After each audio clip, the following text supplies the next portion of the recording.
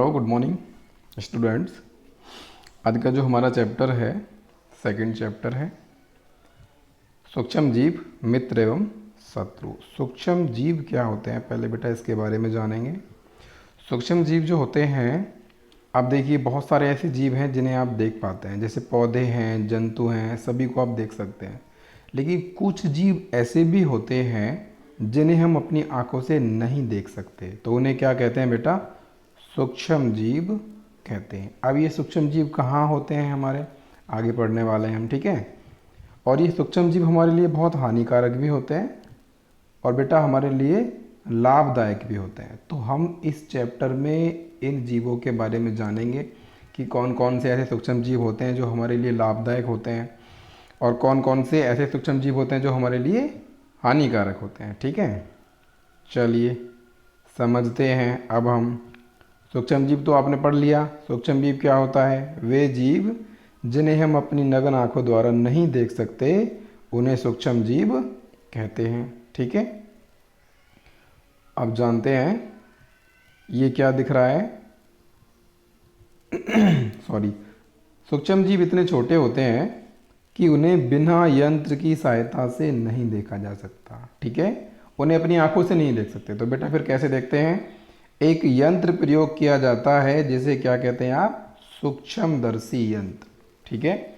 इन्हें केवल सूक्ष्मदर्शी यंत्र की सहायता से ही देखा जा सकता है। सूक्ष्म जीवों को 4 मुख्य वर्गों में बांटा गया है: जीवाणु, कवक, प्रोटोजोआ और शैवाल। ये 4 तरह के होते हैं: जीवाणु, कवक, प्रोटोजोआ और शैवाल। सबके चित्र देखेंगे हम। चलिए सबसे पहले पढ़ते हैं। और क्या होता है? विषाणु। वायरस भी सूक्ष्म जीव होते हैं। वायरस सुना है कि आपने, ये वायरस हो गया, वो वायरस हो गया। जैसे कि आजकल कोरोना वायरस है, ये भी क्या है? एक सूक्ष्म जीव ही है। तो विषाणु भी सूक्ष्म जीव होते हैं, परंतु इनमें सूक्ष्म जीवों से भिन्न है। ये केवल परपोषी में ही गुणन करते हैं, यानी कि जो स्वयं भोजन बनाते हैं, नहीं बनाते, उनमें ही केवल ये गुणन करते हैं, आगे बढ़ते हैं। जीवाणु पौधे और जंतु कोशिकाओं में गुणन करते हैं। विषाणु जो होते हैं वो रोगों में आते हैं, जैसे जुखाम है, फ्लू है, अधिकतर खांसी विषाणु द्वारा ही होती है। तो ये सारी चीज़ें, ठीक है। और टाइफाइड है, मलेरिया है, सब किसके द्वारा होता है? विषाणुओं के द्वारा होता है। तो अब ये दिखते कैसे हैं, चलिए दर्शन करा देते हैं सबके। स्पाइरल जीवाणु ऐसा होता है, छड़नुमा जीवाणु ऐसा होता है। ये जीवाणुओं के कुछ डायग्राम्स हैं। और ये क्लेमाइडोनोमास है, और ये स्पाइरोगायरा है, अमीवा है, पैरामीशियम है, ये शैवाल होते हैं सारे। और ये क्या होते हैं? प्रोटोजोआ होते हैं। तो और देख लें आगे, ये सारे क्या होते हैं? कवक होते हैं। क्या होते हैं? मैंने 4 तरह का पढ़ाया था ना आपको। तो ये क्या होते हैं आपके चारों के? ये सारे कवक होते हैं। राइजोपस होता है, जो ब्रेड मोल्ड होता है, और पेंसिलियम होता है, और एस्पिलजस होता है। ये सारे क्या होते हैं? कवक होते हैं, ठीक है। आगे पढ़ते हैं। अब ऊपर एक हेडिंग दी है, मित्रवत सूक्ष्म जीव। मित्रवत का मतलब जो हमारे मित्र होते हैं, जो हमारे लिए लाभदायक होते हैं। तो बेटा सूक्ष्म जीवों के कारण हमें बहुत सारे फायदे होते हैं। जैसे सूक्ष्म जीव विभिन्न कार्यों में उपयोग किए जाते हैं। इनका उपयोग दही जमाने में, ब्रेड, केक बनाने में किसका उपयोग होता है? सूक्ष्म जीवों का। प्राचीन काल से ही सूक्ष्म जीवों का उपयोग अल्कोहल यानी कि जो दारू होती है उसे बनाने के लिए सूक्ष्म जीवों का प्रयोग करते हैं, ठीक है। और पर्यावरण को स्वच्छ करने में, जैसे कोई छिलका वगैरह आपने फेंक दिया, कुछ दिन बाद क्या होता है? वो छिलका वहाँ से गायब हो जाता है, यानी कि गलकर मतलब बिल्कुल मिट्टी में मिल जाता है। तो उन्हें मिट्टी में मिलाने का, अपघटन का जो काम करते हैं, वो इन जीवाणु द्वारा ही किया जाता है, ठीक है।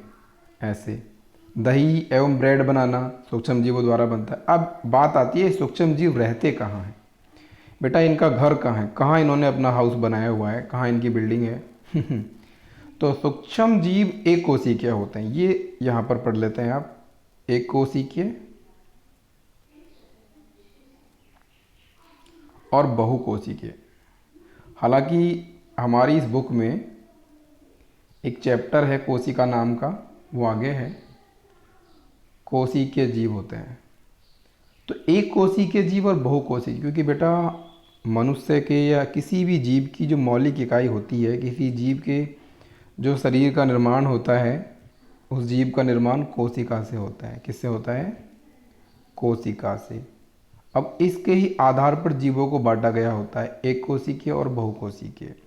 यानी कि जो केवल एकल कोशिका से मिलकर बनते हैं उन्हें एक कोशिकीय कहते हैं, जिनमें बहुत सारी कोशिकाएं होती हैं उन्हें बहुकोशिकीय जीव कहते हैं। तो सूक्ष्म जीव सारे कैसे होते हैं? एक कोशिकीय जीव। तो एक कोशिकीय हो सकते हैं जीवाणु, शैवाल, प्रोटोजोआ, तो बहुकोशिकीय जैसे कई शैवाल एवं कवक हैं। यह बर्फीली, शीत एवं उष्ण गर्म स्रोतों तक हर प्रकार की परिस्थिति में रह सकते हैं। जी हाँ, ठंडे प्रदेश में भी और गर्म प्रदेश में भी, दोनों में ये रह सकते हैं। ठीक है। यह मरुस्थल में, दलदल में भी पाए जाते हैं। मनुष्य सहित सभी जीवों के शरीर के अंदर भी ये पाए जाते हैं। तो ये नहीं कहा जा सकता कि कहाँ नहीं है, हर जगह आपको सूक्ष्म जीव मिल जाएंगे। अब क्या है? सूक्ष्म जीव और हम, एक हेडिंग दी है, सूक्ष्म जीव और हम। ये समझाना क्या चाह रहे हैं कि सूक्ष्म जीव हमारे लिए किस प्रकार उपयोगी हैं, किस प्रकार लाभदायक हैं और हानिकारक हैं, रोग के कारक भी होते हैं। चलिए इनका विस्तार से अध्ययन करते हैं। आप जानते हैं दही में अनेक प्रकार के सूक्ष्म जीव होते हैं, जिन्हें लैक्टोबैसिल्स नामक जीवाणु प्रमुख होता है। लैक्टोबैसिल जो होता है, यही हमारे जो लैक्टोस होता है दूध में, उसको लैक्टिक एसिड में कन्वर्ट कर देता है और दही जम जाती है। ठीक है। जीवाणु पनीर, अचार और जो भी खाद्य सामान होते हैं, सूजी आप जानते हैं, इडली एवं भटूरे बनाते हैं, तो इनका जो संगठक है दही है। तो इसमें कौन सा जीव होता है? लैक्टोबैसिलस नामक प्रमुख जीवाणु होता है, जो इन सब में हमारी सहायता करता है। तो समझे, ये हमारे लिए लाभदायक भी होते हैं। आप अल्कोहल को जानते हैं, अल्कोहल आजकल बहुत प्रमुख है, दारू जिसे बोलते हैं, शराब। यह गंध अल्कोहल की है, जो चीनी एवं अल्कोहल में परिवर्तित होने के कारण बना है। चीनी के अल्कोहल में परिवर्तित की क्रिया को किण्वन कहते हैं, जिससे जो दारू बनाई जाती है उस प्रक्रिया को क्या कहते हैं? किण्वन कहते हैं, फर्मेंटेशन कहा जाता है। तो इसकी खोज 1857 ईस्वी में महान वैज्ञानिक थे लुई पास्चर ने सन 1857 में की थी। अब क्या है? सूक्ष्म जीवों में औषधि उपयोग, दवाइयाँ भी बनाई जाती हैं, एंटीबायोटिक जिन्हें कहते हैं प्रतिजीवाणु। ठीक है। और इनका प्रयोग वाणिज्य रूप में, यानी कि कॉमर्शियल, यानी कि फैक्ट्रियों में भी किया जाता है, जैसे बड़े स्तर पर शराब बनाने के लिए, एसिटिक एसिड बनाने के लिए, और गेहूं, चावल, फसलों के रस में उपस्थित प्राकृतिक शर्करा होता है, जिसके कारण क्या बनाते हैं? वो अल्कोहल एवं शराब का उत्पादन करते हैं बहुत बड़ी मात्रा में। तो इसलिए क्या कह सकते हैं? वाणिज्य रूप में भी इसका प्रयोग होता है। और क्या है कि सूक्ष्म जीवों के औषधि उपयोग भी होते हैं। औषधि का मतलब बेटा ये दवाई बनाने के काम में भी आते हैं। जब कभी आप बीमार पड़ते हैं तो डॉक्टर क्या करते हैं? पेनिसिलिन का इंजेक्शन आपको दे देते हैं, अथवा प्रतिजैविक की गोली आपको दे देते हैं, कैप्सूल दे देते हैं। इसका कारण क्या है कि आपके शरीर में एक प्रतिरोधक क्षमता होती है। तो उस प्रतिरोधक क्षमता जब कम हो जाती है तभी किसी व्यक्ति को खांसी जुकाम होता है। जैसे आपने सुना होगा कि अरे यार मुझे कभी बुखार नहीं होता, मुझे कभी खांसी नहीं होती है। क्यों होता है? क्योंकि उनकी जो प्रतिरोधक क्षमता है वो बहुत अधिक है। यानी कि जो साधारणतः वो बीमार नहीं होते, क्योंकि उनका जो प्रतिरक्षी तंत्र है वो बहुत अच्छा है। कई लोग बहुत जल्दी बीमार हो जाते हैं। इसका कारण क्या है कि उनका जो प्रतिरोधक क्षमता यंत्र है वो बहुत कमज़ोर है, तंत्र जो है। ठीक है। तो अब इसके लिए प्रतिरोधक क्षमता को बढ़ाने के लिए प्रतिजैविक औषधियाँ बनाई जाती हैं, जिन्हें एंटीबायोटिक कहते हैं। ठीक है। आजकल आप जानते हैं अभी भी कोई ऐसा सूक्ष्म जीव नहीं मिल रहा है जो कोरोना को हमारा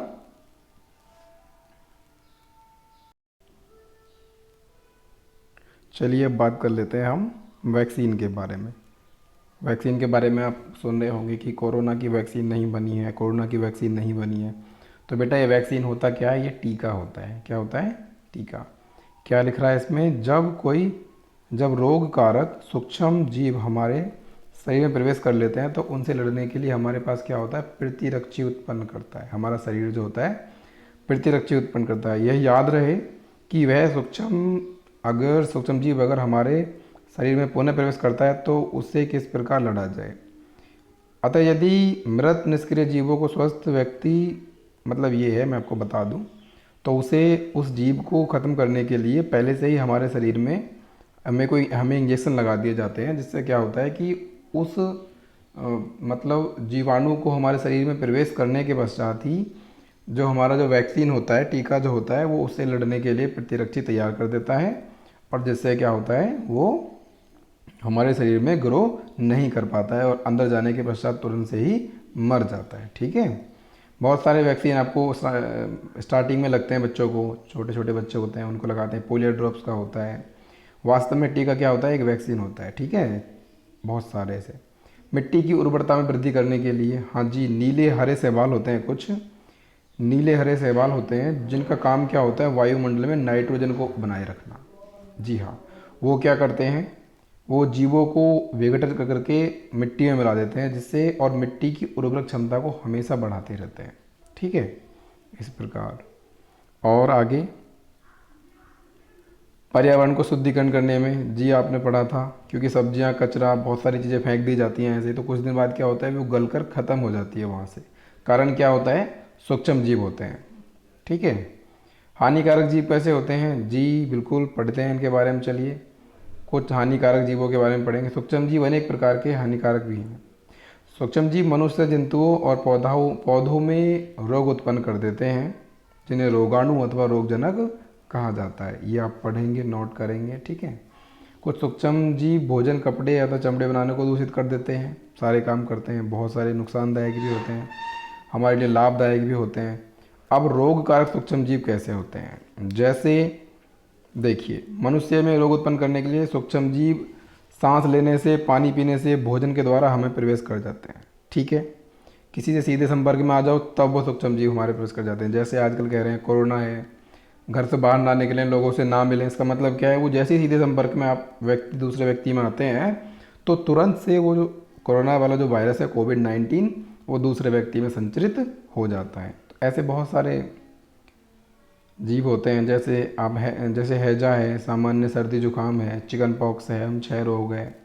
जब व्यक्ति जुकाम सीखता है तो उसकी जो ड्रॉपलेट्स होती हैं वो गिरती हैं किसी व्यक्ति के संपर्क में आने पर और वो बीमार हो जाता है। ठीक है। तो ये सारे, मक्खियों को नहीं बैठने देता, क्योंकि मक्खियों में क्या होता है, उनमें भी वायरस होता है। हमेशा अमिताभ बच्चन जी समझा रहे हैं, हमेशा चीखते समय अपने मुंह और नाक पर एक रुमाल रखना चाहिए। अच्छा, तो ये कारण क्या है, कारण ये बेटा कि छींकते समय जो ड्रॉपलेट्स नीचे गिरती हैं, हवा में चली जाती हैं, कुछ तो नीचे गिर जाती है, कुछ हवा में चली जाती हैं। हवा में जाने के बाद क्या होता है, दूसरा व्यक्ति श्वास के साथ में उसे अपने ग्रहण कर लेता है और उसके अंदर जाकर वो सूक्ष्म जीवाणु जो होते हैं वो ग्रो कर लेते हैं, बढ़ जाते हैं, और फिर वो व्यक्ति बीमार हो जाता है। ये कारण होता है। अब क्या दिया है, कुछ लिस्ट दी है, कुछ ऐसे सूक्ष्म जीवाणु हैं मनुष्य में जीवों द्वारा होने वाले कुछ सामान्य रोग। तो बेटा ये सामान्य रोग, जैसे 6 रोग जो होता है, 6 रोग का मतलब क्या होता है, मतलब कमजोरी याद रहना। अब हमारी जो वो होती है ना, अंदर की जो प्रतिरोधक क्षमता होती है वो कम होती स्टार्ट हो जाती है। जीवाणु के द्वारा होता है। रोग कारक जीव का नाम क्या है, जीवाणु। संचरण कैसे होगा, वायु से, हवा में, मतलब इसका संचार होता है सांस लेने से अंदर को। कैसे बचा सकता है व्यक्ति को, पूरी तरह से अन्य व्यक्तियों से अलग रखे और रोगी की व्यक्तिगत वस्तुओं को भी अलग रखना चाहिए, उचित समय पर उसका टीकाकरण कराएं। ठीक है। खसरा वायरस से होता है वायु में। चिकन पॉक्स भी वायरस से होता है सीधे संपर्क में आने पर। पोलियो वायरस से होता है, वायु से मिल जाएगा, जल से मिल जाएगा। तो इनको कैसे सुरक्षित रख सकते हैं, केवल व्यक्ति को साफ सुथरा अलग रखें। ठीक है। जैसे हैजा है, हैजा जीवाणु से होता है, इसका रोग कारक कौन है, जीवाणु है। हैजा का रोग कारक जीवाणु है, जल से मिलेगा, खाने से हमारे व्यक्ति अंदर चला जाता है। टाइफाइड जीवाणु है, ये भी जल से संचरण होता है, यानी कि जल से मतलब व्यक्तियों को मिल जाता है, एक दूसरे व्यक्ति में जाता है। संचरण का मतलब है कि एक व्यक्ति से दूसरे व्यक्ति में कैसे जाता है। व्यक्तिगत, अब इसको कैसे उपाय क्या है इसका, व्यक्तिगत स्वच्छता, अच्छी आदतों को अपनाना चाहिए, भली भांति पके भोजन एवं उबला पानी पीना चाहिए और टीकाकरण कराते रहना चाहिए। ठीक है। और क्या है, हेपेटाइटिस ए। हेपेटाइटिस ए बेटा उदर का रोग होता है, ये जल से मतलब व्यक्तियों को मिल जाता है, वायरस होता है इसमें। उबले हुए पानी पिएं, गर्म पानी पिएं और टीकाकरण कराएं। मलेरिया, इसका रोग कारक कौन सा होता है, प्रोटोजोआ होता है, प्रोटोजोआ से ये रोग होता है। और इसको फैलाता कौन है? मच्छर फैलाता है। मच्छरदानियों का प्रयोग करें, मच्छर भगाने का रसायन का प्रयोग करें, यानी कि जो ऑल आउट लगाएं, कीटनाशक का छिड़काव कराएं, ये सारी चीज़ें। ठीक है जी हाँ। अब चलिए आगे बढ़ते हैं और समझ लेते हैं। कुछ जैसे जंतुओं में रोग होते हैं, ऐसे ही पौधों में भी कुछ ऐसे ही रोग हो जाते हैं। जैसे नींबू कैंकर, ये एक रोग का पौधों का रोग का नाम है। जीवाणु इसका रोग कारक है, इसे ये जीवाणु से हो जाता है और वायु से फैलता है। ठीक है। गेहूं की रस्ट, कवक होता है। कवक एक जीव ऊपर पढ़ा था आपने, वो वायु से हो जाएगा, बीजों में भी होता है ऑलरेडी। और आगे क्या है? भिंडी की पीत, ये भी एक रोग का नाम है, पौधों का रोग है, वायरस से होता है और कीट इसके रोग होते हैं फैलाने वाले। ओके। एक और आपने कभी कभी मूवीज में सुना होगा, फूड पॉइजनिंग। फूड पॉइजनिंग का मतलब क्या है बेटा? क्योंकि आप जानते हैं हमारे शरीर में बहुत सारे सूक्ष्म जीव उपस्थित होते हैं। फूड पॉइजनिंग, खाद्य विषाक्तन। आप जानते हैं कि हमारे शरीर में बहुत सारे सूक्ष्म जीव उपस्थित होते हैं और ये अपना अपना काम करते रहते हैं। कुछ लाभदायक होते हैं, कुछ हानिकारक होते हैं। तो कभी कभी क्या होता है, जब व्यक्ति अलग अलग प्रकार का भोजन ग्रहण करता है, मानो जैसे किसी फंक्शन पार्टी में गया, फंक्शन पार्टी में नहीं, अगर घर भी कोई व्यक्ति ऐसा भोजन खा लेता है जिसमें कुछ हानिकारक सूक्ष्म जीव उपस्थित हैं, तो वो क्या करते हैं, अंदर जाकर कुछ विषैला मतलब एंजाइम वगैरह उत्पन्न कर देते हैं, विषैला पदार्थ उत्पन्न कर देते हैं, जिसके कारण व्यक्ति बीमार हो जाता है। और कई बार तो ऐसा होता है कि उस व्यक्ति की मृत्यु भी हो जाती है। तो इसे क्या कहते हैं आप? इसी को कहते हैं फूड पॉइजनिंग। ठीक है। और अगला आगे जो टॉपिक है आपका, ये है खाद्य परिरक्षण। खाद्य परिरक्षण का मतलब क्या है कि इसे कैसे सुरक्षित रखा जा सकता है? तो बेटा बहुत सारे तरीके होते हैं आपके घरों में, फ्रीज यूज होते हैं, उन्हें ढककर रखते हैं, तो ये सारा खाद्य परिरक्षण होता है। ठीक है। कुछ रासायनिक उपाय होते हैं, जैसे नमक एवं खाद्य तेल। नमक एवं खाद्य तेल का उपयोग करके सूक्ष्म जीवों में वृद्धि को रोक सकते हैं हम, अतः इन्हें परिरक्षक भी कहते हैं। ठीक है।